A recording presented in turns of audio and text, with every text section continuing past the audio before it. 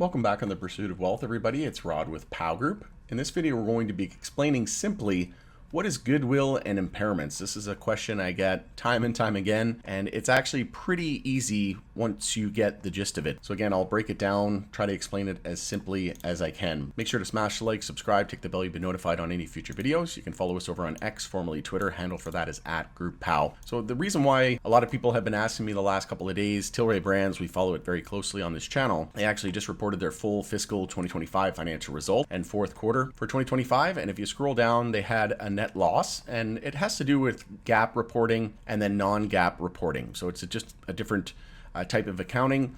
And goodwill and impairments, it's just an accounting term and a line item on the balance sheet. So essentially what it is it's an intangible asset. It has to do with mergers and acquisitions. So we'll just read this here. This doesn't just apply to the MJ sector either, it's any company. If they go by GAAP accounting, they actually had a loss per share of $1.30 for EPS, earnings per share. If you factor in the adjusted, so non-GAAP, it actually beat, and it was 0.02. With that in mind, you have to factor in GAAP and non-GAAP. In terms of, Tilray and this report, they said this change is mainly due to non-cash expenses and accounting charges primarily associated with goodwill and intangible assets recorded during the Afria and Tilray acquisition in 2021, at which time the stock prices and market values for MJ companies reflected expectations for US MJ legalization.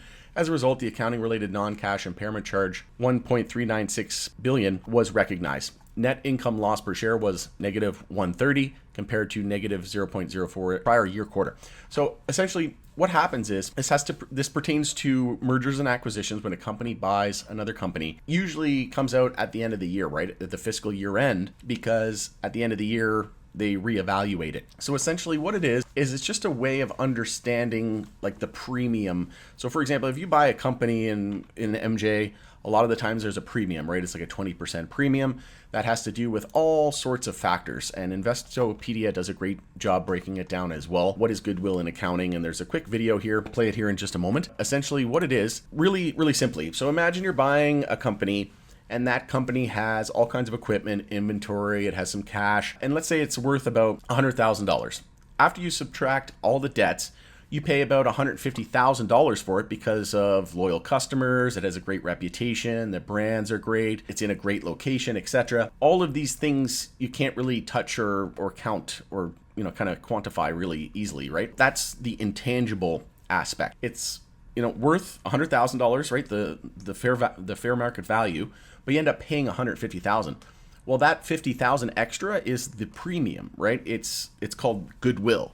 It's like the invisible part of the business beyond all of the physical stuff that you can easily see, the tangible stuff. So if a company's financial statements like this, like with Tilray or any company, when they report those numbers, they share it with investors, and goodwill just shows up on the balance sheet as an intangible asset. So when a company acquires another company, they pay the fair value of the target, whatever company they're acquiring. It's the net assets minus liabilities, right? It's not something you can sell separately. It's non-physical, like a brand name, employees, strong customer ties. So public companies don't gradually write off the goodwill either over time, like some other assets. Instead, they check into it yearly, and that's why we saw on Tilray at the end of the fiscal year, and we discussed this in the POW Group private community as well, that they had a ton of goodwill, and this very well could come up. And they still have some goodwill, so it could come up next year. When the value of that has dropped, right, when they evaluate it and they check it yearly and they see that the value has dropped, then it's called an impairment. So if the acquired business isn't performing as expected, they might reduce the goodwill amount, which can hurt their reported profits. And that's why we saw that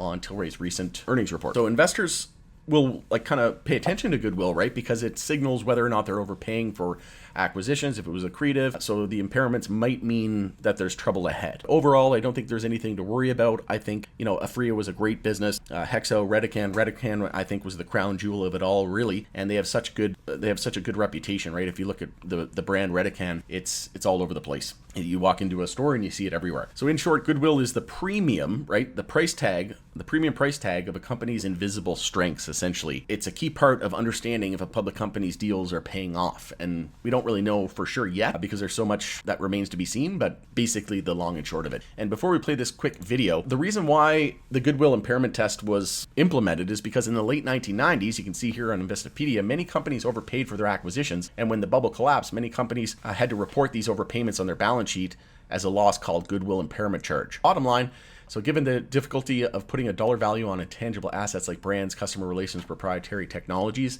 it is no surprise that goodwill charges can be controversial. To mitigate this risk surprised by goodwill impairment charges, investors must scrutinize whether the company has a habit of overpaying for their acquisitions.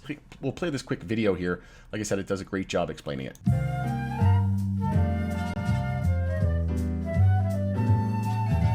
Goodwill refers to the value of an intangible asset found on a company's balance sheet. A company's brand recognition, intellectual property, and reputation among its customers and employees can all count toward its goodwill value. When a company is acquired for a higher price than its book value, the excess value of the target company is recorded under a balance sheet's goodwill. For example, Murphy Media, a major film and television company, is looking to acquire the Fairway 5 brand, which is valued at $10 million, based on the value of its film franchise, comic books, toy line, and merchandising rights. Murphy Media buys Fairway 5 for $50 million.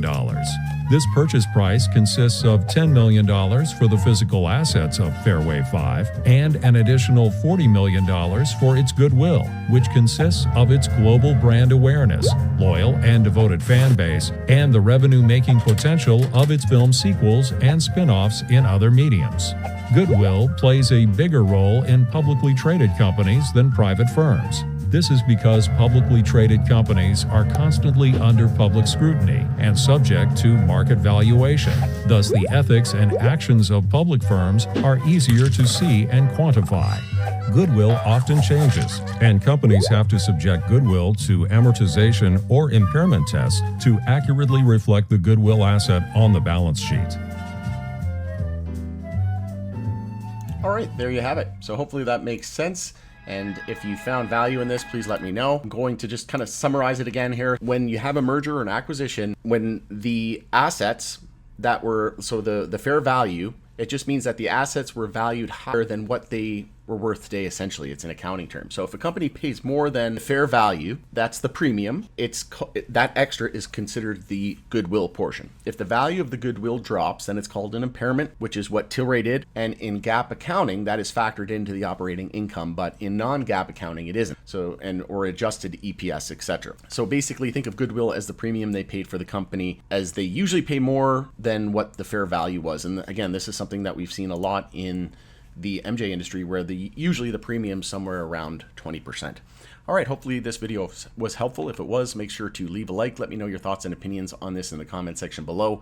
If you need any more clarification, if you have any other ideas for a video, always open to feedback. All right, enjoy the rest of your weekend. Once again, it's Rod with Power Group. Thanks again for joining us on the Pursuit of Wealth, and we'll catch you on the next one.